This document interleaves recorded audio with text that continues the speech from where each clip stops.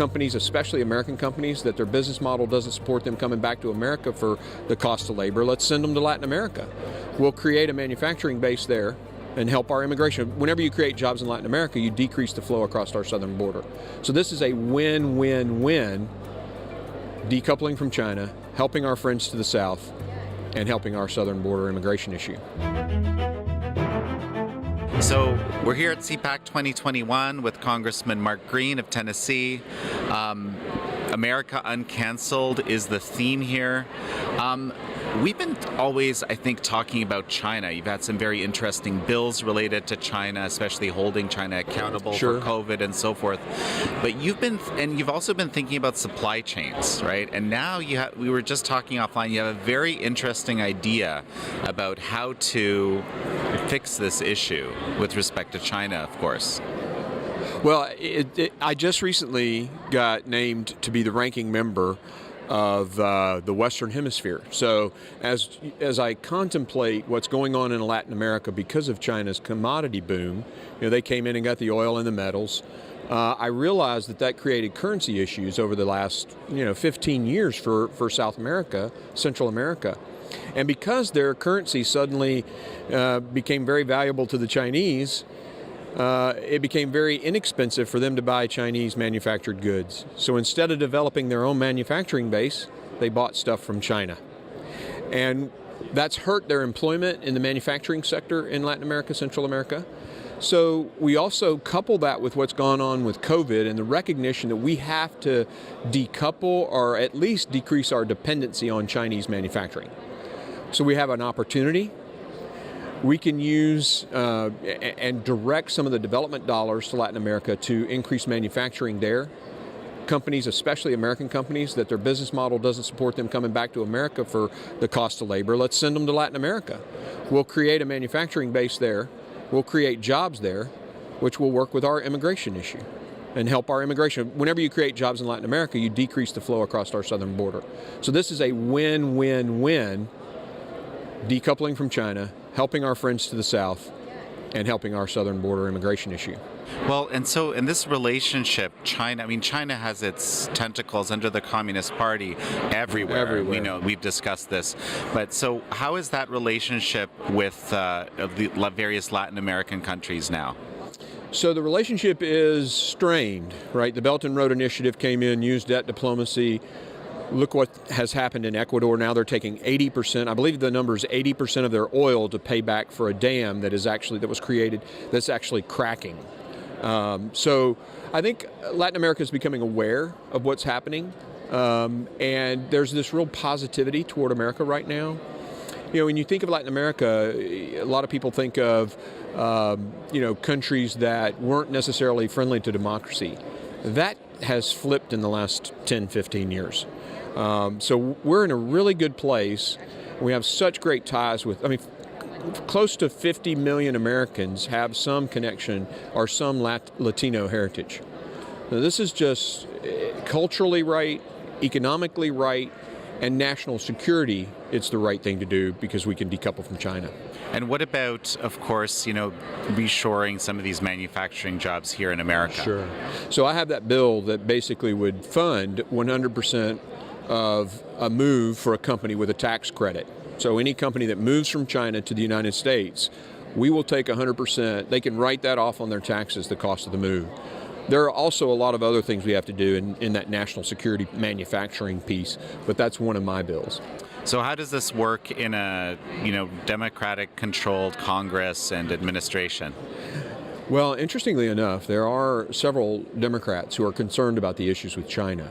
And there are many who are very positive about Latin America and making sure that our development dollars decrease inequity there.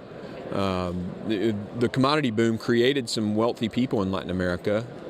It also, created some inequity. So I think we can get enough friends to influence this debate and maybe get it heard on the floor.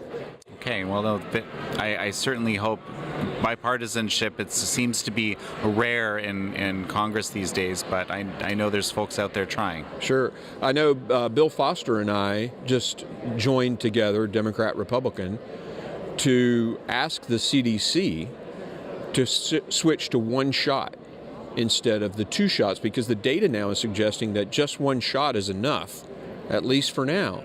And that way we can save a lot more lives. So here you have a Democrat and a Republican coming together on a COVID issue. Now, it can happen. Bipartisanship can happen. So, okay, the theme of the conference is America Uncanceled, right? What does that mean, I guess, for you, for your constituents? I think my constituents are very concerned that big media, big tech, can cancel the President of the United States, the former President of the United States. What does that mean to them? And of course, many of them are being canceled or, put in Facebook jail for a little while.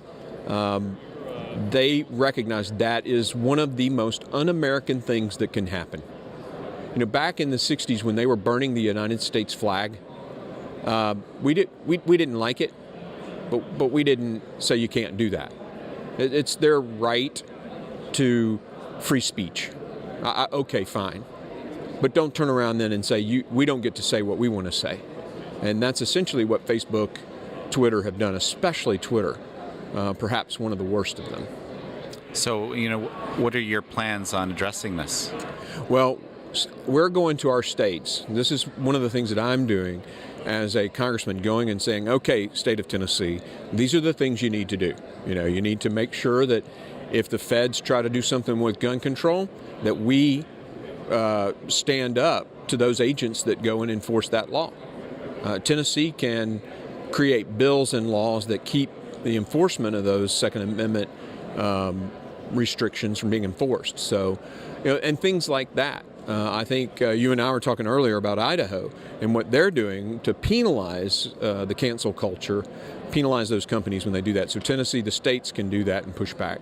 And they need to. And it reinforces the notion that most conservatives have that the power really ought to be in the states anyway. I mean, Washington needs to divest what it's taken since FDR from the states. It doesn't seem to be going that way, though. No, but we own 30 states, both houses. They own 18. And right now, if you look at election integrity as an example, there's 170 plus bills that have been written in those 30 states to fix election integrity. So those states have got to get bold and push back from the federal government. Their governors need to sue the federal government and take this stuff to court. It's unconstitutional what's happening. Just briefly going back to the Second Amendment, there's this mantra, and I've heard this mentioned a few times, at least once on stage, there's no First Amendment without the Second Amendment. Now, myself being a Canadian, this isn't necessarily obvious to everybody. It might be obvious to you. Explain this to me. So the Second Amendment basically states, it says in essence that to maintain a free state, what a lot of people don't do is they don't read the whole thing. But at the end it says, for the purpose of maintaining a free state, a person has a right to keep and bear arms. And we had just thrown off a tyrannical government. So very clearly what the founders meant was that the Second Amendment would enforce everything else in the Constitution, the liberties of the people. Of course, the number one, our First Amendment, the freedom of religion and speech and assembly, all of that gets enforced by the Second Amendment, but so does the 10th Amendment. All of the freedoms that the people have are preserved by the right to ensure the state stays free. Okay, well, excellent. Any final thoughts? No, I just really appreciate the incredible journalism that's coming out of the Epoch Times. You guys are doing a fantastic job. I can tell you that on our side, we're reading the journalistic research that y'all are doing, and really appreciate the hard work that goes into making it happen and the boldness to say the truth. So thank you. Oh, I appreciate that, Congressman. Yeah. Great to have you on. Good to be on. Thanks.